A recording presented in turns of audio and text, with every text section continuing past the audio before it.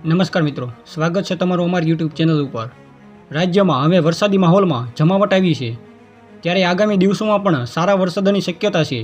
ગુજરાતમાં સૌરાષ્ટ્ર અને દક્ષિણ ગુજરાતના વિસ્તારોમાં વરસાદનું જોર વધુ હોવાથી ઘણા વિસ્તારો પાણીથી તરબોળ થયા છે। આવામાં આગામી સમયમાં કેવો વરસાદ જોવા મળશે તે અંગે આંબાલાલ પટેલ દ્વારા આગાહી કરવામાં આવી છે। વરસાદ પાછલા કેટલાક કલાકોમાં ધીમો પડ્યો છે। રથયાત્રા દરમિયાન હવામાન કેવું જોવા મળશે અને ફરી વરસાદનું જોર કઈ તારીખથી વધી શકે છે તે અંગેની માહિતી પણ આંબાલાલ દ્વારા આપવામાં આવી છે। તો આગળ આગાહી વિશે વાત કરીએ તે પહેલાં તમે અમારી ચેનલ ઉપર નવા હોય તો ચેનલને સબસ્ક્રાઇબ જરૂરથી કરી લેજો। તો હવામાન નિષ્ણાંત આંબાલાલ પટેલે 7 જુલાઈ દરમિયાન પણ કેટલાક વિસ્તારોમાં ભારે વરસાદની શક્યતાઓ વ્યક્ત કરી છે। અમદાવાદ સહિત મધ્ય ગુજરાતના ભાગોમાં વરસાદની આગાહી કરી છે। આવામાં અમદાવાદમાં ભારેથી અતિ ભારે વરસાદની શક્યતાઓ પણ વ્યક્ત કરી છે।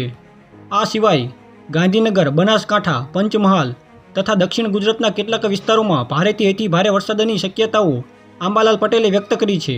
બંગાળના ઉપસાગર અને અરબી સમુદ્રમાં એક સિસ્ટમ સક્રિય થશે અને તેની અસર દેશના વિવિધ ભાગોમાં જોવા મળી શકે છે। બંગાળના ઉપસાગરનું વહન 7 થી 8 જુલાઈ દરમિયાન સક્રિય થવાની શક્યતા છે અને તે ઓડિશાથી વિશાખાપટ્ટનમ થઈને મધ્યપ્રદેશના વિસ્તારો સુધી આવી શકે છે। અરબી સમુદ્રથી પણ એક વહન આવશે।